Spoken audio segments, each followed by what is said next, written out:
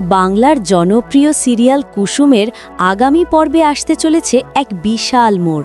অনুশ্রীর ভেঙে পড়া আর কুসুমের আশ্বাস সব মিলিয়ে গল্পে এখন টান টান উত্তেজনা। আগামী পর্বে আমরা দেখতে পাব অনুশ্রী ভীষণ ভেঙে পড়ে কুসুমকে ফোন করে। তার এই অসহায় অবস্থায় কুসুম তাকে সান্ত্বনা দিয়ে বলে, তুমি একদম চিন্তা করো না অনুশ্রী, এভাবে ভেঙে পড়ো না।